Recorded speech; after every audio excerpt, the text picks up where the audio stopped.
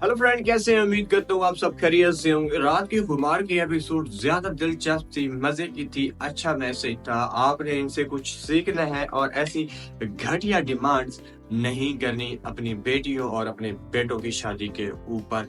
यहाँ पे दो तरफा तबके दिखाए गए, एक अमीर और एक गरीब। मतलब कि दोनों की जो अप्रोच है वो एक ही है। अमीर चाहता है कि उसके अमीर से अमीर घराने में ताल्लुकात हो, उनका स्टेटस मेंटेन रहे, वो स्टेटस मेंटेन रखना चाहते हैं। इसी तरह गरीब चाहता है कि वो किसी अमीर घर में रिश्ता जोड़े, उसे अच्छा जहेज मिलेगा, उसे अच्छा पैसा मिलेगा। तो यहाँ पे दोनों तरफा तबके दिखाए गए और इसी वजह से रात को हरीम की शादी टूट गई है। तो इसी तरह ये सारी सूरत हाल जो है हमारा फैज देख रहा होता है। अब और तो उसके पास ऑप्शन नहीं होता, तो वही लास्ट ऑप्शन होता है कि दोस्त कहता है जी चलो जी, मैं दोस्त की बहन के लिए कुर्बानी देता हूँ, उससे शादी करने के लिए तैयार हूँ।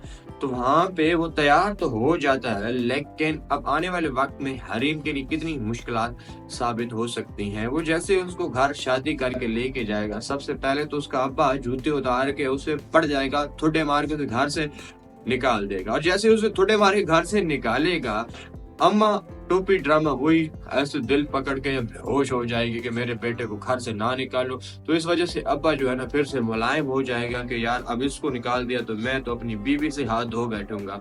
तो इस वजह से फिर उसको घर में रख लेंगे।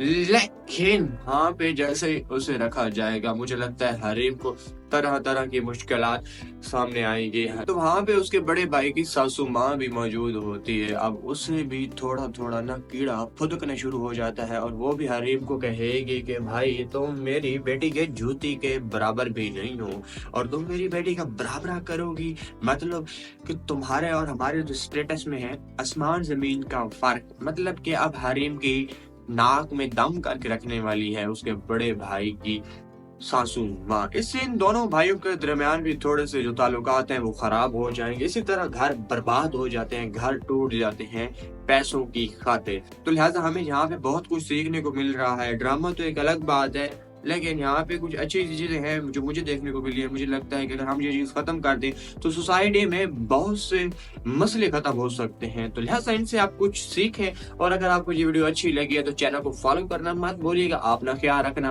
अल्लाह हाफिज।